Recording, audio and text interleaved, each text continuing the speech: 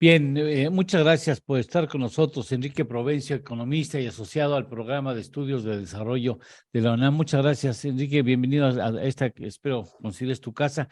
Oye, ¿cómo ves el cierre económico del país este 2022? Buenos días nuevamente.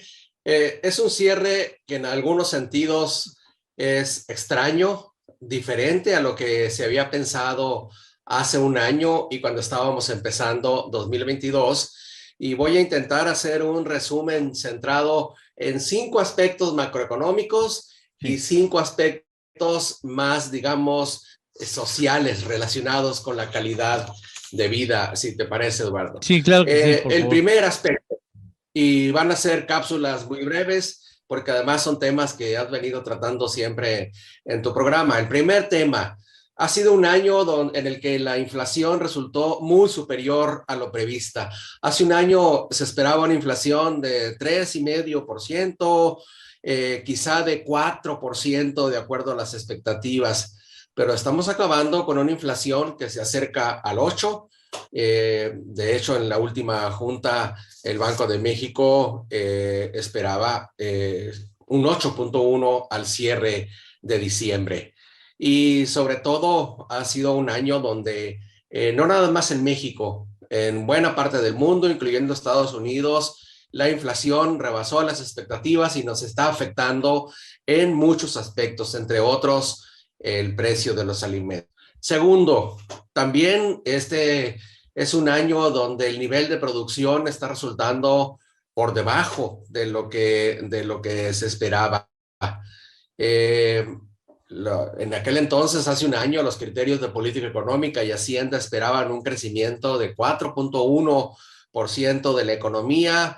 Ahora toda la expectativa, todo indica que vamos a cerrar entre 2,9 y 3% de crecimiento económico. Ha sido un crecimiento impulsado sobre todo por el consumo, más de 6% incrementado, con una tasa de inversión, con una tasa de crecimiento de la inversión que sí es positiva, un poco más de 5%, pero muy por debajo de lo previsto. Y para el año que entra, pues se sigue esperando un crecimiento, si acaso, de 1,5%. Y para el año que entra, una inflación que pues todavía va a ser muy alta, alrededor del 5%, eh, y hasta 2024 llegar al 3%. Tercero, también un año donde las tasas de interés están resultando pues muy por encima de lo que se esperaba hace un año, con una decisión de política monetaria que el Banco de México ha adoptado, sobre todo para procurar estabilidad y evitar salida de capitales, pero que nos está llevando a una tasa de interés muy alta, 10,5%,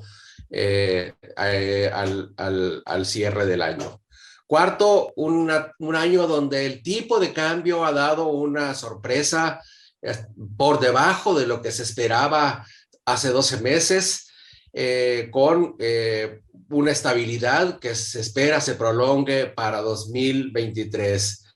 Y quinto, un año donde el sector financiero pinta con claroscuros, porque si bien nos dice la última evaluación, hay un entorno muy complejo, incierto y con muchas vulnerabilidades para los próximos meses, pues hay un sector financiero, dice Banco de México, con una posición sólida, donde el mapa térmico tiende al rojo en lo macroeconómico, pero al verde en la exposición y en el apalancamiento de las empresas. Esto es en lo macro, un año donde en efecto hay estabilidad en tipo de cambio, pero inestabilidad en precios, inestabilidad en tasas de interés, en un contexto de la economía mundial donde en efecto la economía ha ido a la baja en el 2022 y se espera que para el año que entra todavía continúe a la baja, incluyendo en Estados Unidos, lo cual nos va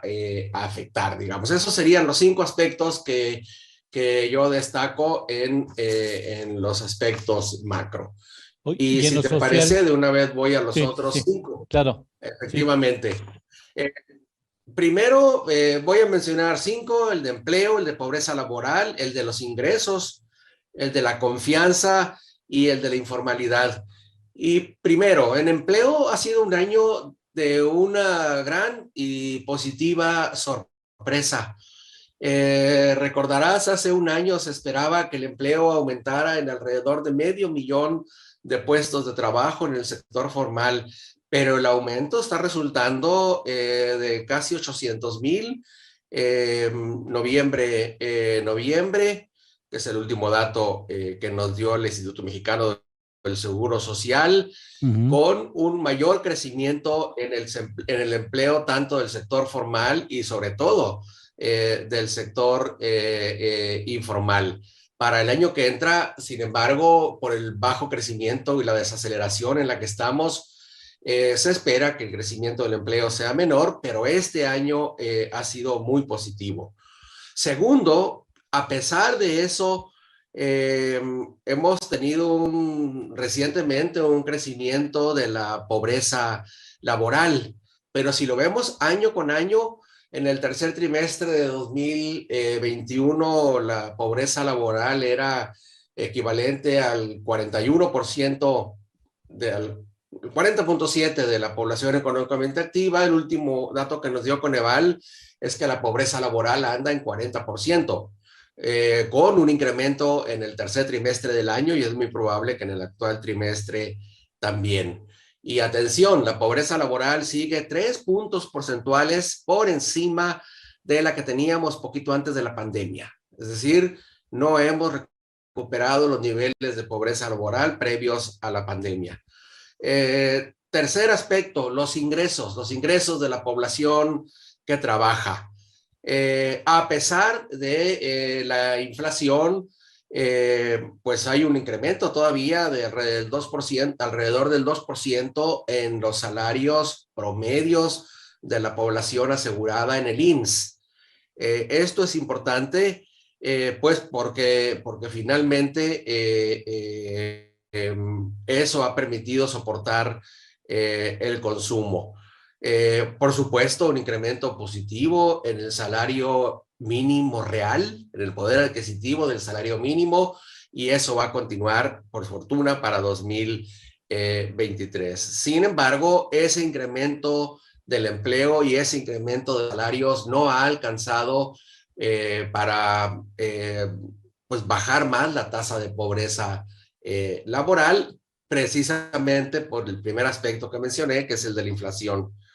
Cuarto aspecto, la confianza social en la economía ha ido a la baja, está pues poco más de 4 puntos por debajo del índice de confianza de hace un año. Y eso algo nos está diciendo que a fin de cuentas la población está registrando que las cosas podían haber ido mejor, a pesar, repito, de las sorpresivas que ha dado este año. Y sobre todo ha caído la confianza en la mejora del futuro cercano, en la mejora del próximo año. Ahí sobre todo ha caído la confianza. Y quinto aspecto que quiero mencionar, este año ha sido de un gran repunte de la informalidad en nuestro país, medida por el aporte de la informalidad al producto, pues ha sido una sorpresa, muy por encima de los niveles no nada más recientes, sino de hace